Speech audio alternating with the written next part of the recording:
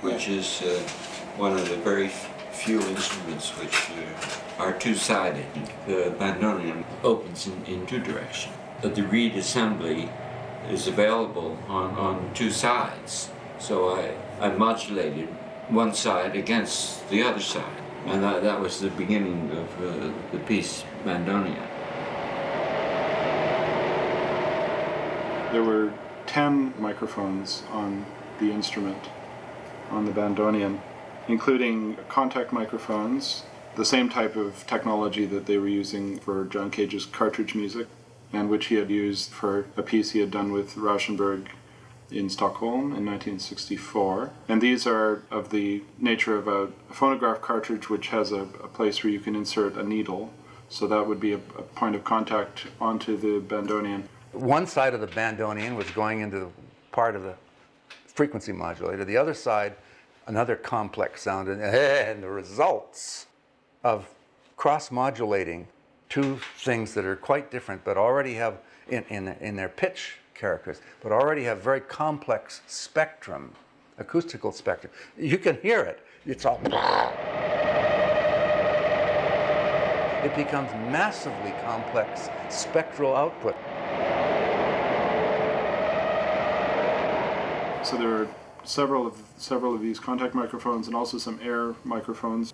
The air microphones didn't just pick up what was coming out of the bandoneon, it picked up what was also in the air. I mean, it was already a kind of mixer. You didn't have to plug into the wall or have batteries. It was a kind of mixer with a delay line, mind you.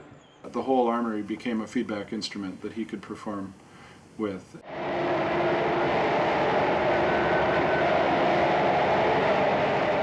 Within Bandoneon Factorial, he had circuits that were feeding back, producing sound on their own. He would create feedback internally through an electronic circuit. A lot of the sound modification devices had to deal with home-built equipment that I had built myself. And I had discovered this principle of what's called a saturated amplifier, where you arrange feedback around an amplifier to the point where the circuit oscillates of itself. All you have to do is activate it by putting the signal in, and it can keep oscillating forever and ever, which is one of the features of the piece. I found some transducers that were made to activate walls. The blurbs about them all had pictures of car showrooms. The first use by David Tudor of resonant objects, which are turned into loudspeakers through the use of a transducer that is almost like a speaker without a cone. So when you attach it to an object, the object becomes the speaker. By passing sounds through the objects, you get a version of the sound which is modified according to the special resonant frequencies of a given object. I had the possibility to utilize remote-controlled carts, so I made constructions. I sent sound into them and caused them to run about the room. This gave the opportunity for the sound to get very close to the audience and move away from it, so it was like a variation, a spatial variation. My memory is that I was running one of several of those remote devices that were rolling around on the floor. I had a kind of joystick controller, as I remember. I could decide what direction it went.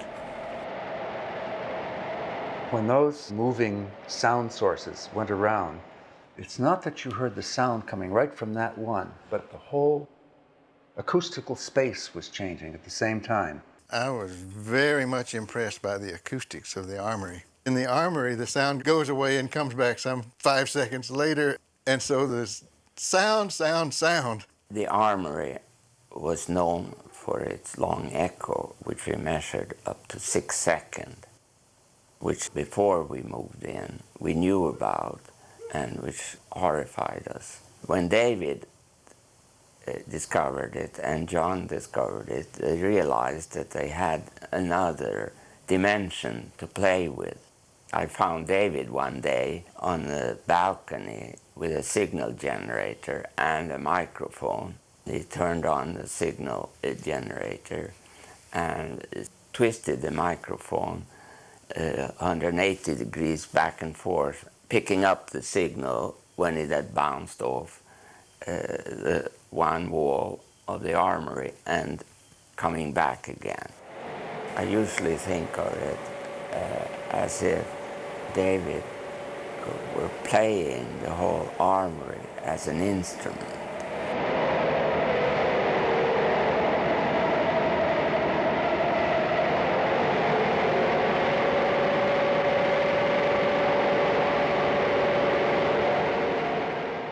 Lowell Cross took the sound from the bandoneon from 2 microphones and fed it into his sound visualization systems. He wanted the same thing on a larger scale that I had done, which was to make electronic XY kinetic visual imagery an adjunct to electronic music performance. Well, Lowell had come up with an idea. He had an old television set and had removed the leads to the yoke, the part that actually deflects the image and forms a picture on it. Turned his TV set into a large, rather crude oscilloscope. He would play stereo music into it. He would play music by a composer he didn't particularly like and that everyone agreed was not a good composer. And the images would not be very exciting. So then he would play a piece by a composer that he liked, and the images would be really good. And so he came up with this musicological theory that this instrument could actually, this TV set could actually pick out good music and from bad music. And David just thought this was the greatest thing. They would sit there for hours playing, sounds and just roaring in front of this thing and deciding who was good and who wasn't good. David loved the way this image worked, so they decided to do something. I got to see him play the bandoneon before I composed this piece Musica Instrumentalis. He could play the bandoneon and see the results of what he was doing on a TV screen. I had made drawings of what I thought he might be able to achieve on the TV screen.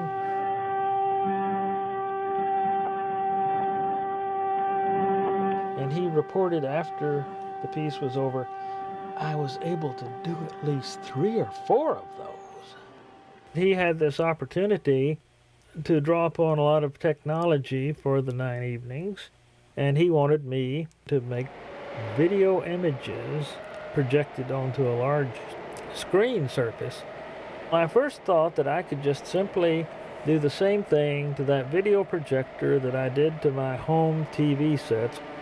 So I wired it up that way, and it worked beautifully at first, but I burned up all the phosphor on the cathode ray tube that was responsible for the projection, and so that pretty much killed that idea. To resurrect matters, I used an oscilloscope, which I brought with me from Toronto, and we had TV cameras on the oscilloscope screen, and the TV cameras then fed the video projectors, and it didn't burn up anything.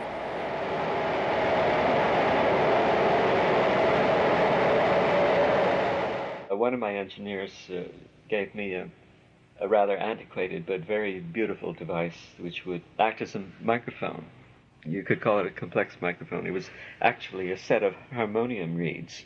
Setting that up as a microphone meant putting the sound through these harmonium reeds so that specific frequencies would excite specific reeds. So there I had one trigger device which could trigger lots of things. So I set out to program the whole shebang. During the performance, David sat there with his bandoneon, and these devices were connected up with it. This is where the sound comes in and goes through a set of tone controls and then an amplifier. Comes out here on this connector and goes into the main box. Here we have a bank of reeds from a reed organ. Each one of them is tuned to a note on the tempered scale of music, and this sensor finger down here that detects a vibrating reed.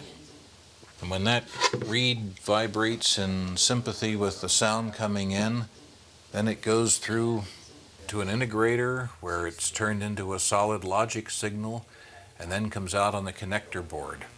And from there it gets connected to all the things that Tudor used in the 9 evenings performance.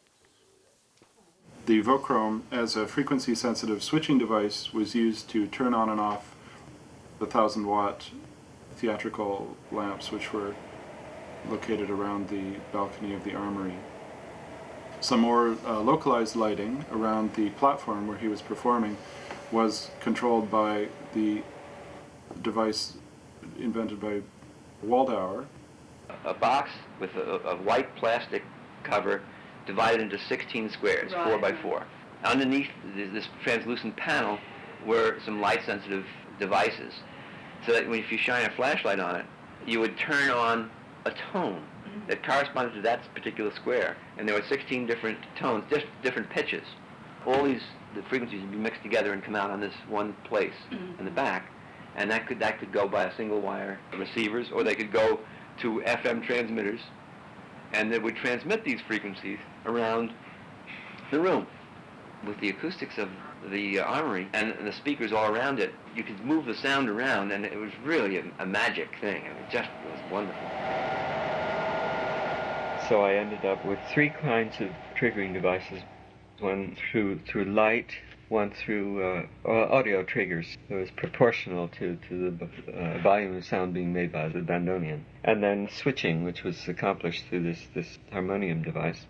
All I had to do was play this instrument. The whole thing was set in motion. He had no composition beforehand, but he activated all of the elements of the piece. And this idea that the piece composed itself during its performance gave David multitude of possibilities, both as a performer and possibilities for the audience to experience the piece. As the event went on and the sound, first the acoustic sound and then the modified acoustic sound would go on and on, at some point it would fire off a device that had been set so that the sound would gradually get more and more complex. But he still had some control over it. He could stop the bandoneon from moving, but that didn't necessarily stop what was happening. It influenced rather than controlled the situation. It was certainly spectrally rich, so there was lots of noise stuff. But he, all the while there was an aesthetic behind it and a real sensitive person driving it.